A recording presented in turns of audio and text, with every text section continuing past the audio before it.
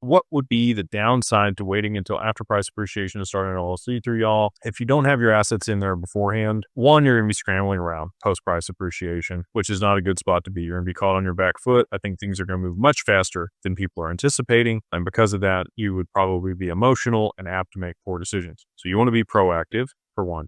Two, seasoning in bank accounts. And it's a business bank account versus a personal bank account. Let's say you liquidate 7 figures in crypto and you're excited. You're going to send it to your bank account and then they flag it and they freeze it. You don't get access to it. And now you've got to hire an attorney with what money? Which you don't have the money for the attorney to be able to hire to, send the letter to the bank and let them know you're going to sue them to make sure that your account gets unlocked. It's not a good position to be in. If you've had a bank account for 3 to 6 months associated with your LLC, you're going to be much less likely to get flagged or frozen when you send large amounts of money there.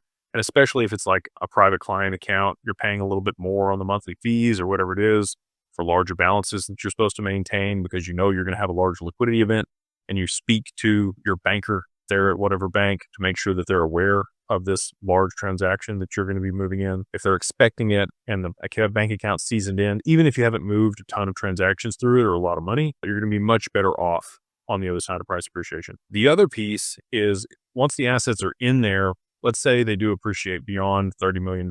You're not going to have to worry about the taxes, even if you waited. If you do it the right way, moving the assets in there aren't a problem. But if you wanted to gift them out of the LLC into a trust, you're going to want to gift small portions of equity of that LLC and get a 409A valuation done on it. That's going to squeeze the value of the assets down so you can gift more out of your taxable estate. Most people are going to have a trust and an LLC outside the trust and keep a portion of their assets in the LLC outside of the trust to tax arbitrage the trust. And the way that works is any revenue that's more than $15,000 inside of a trust when you tax at 37.5%, unless you're working with these crazy people that say they defer taxes in perpetuity or you're able to evade taxes with this type of trust. Don't trust those people. Those are scams most of the time. Anyway, so there's a lot of reasons that you would want to set up the LLC before price appreciation.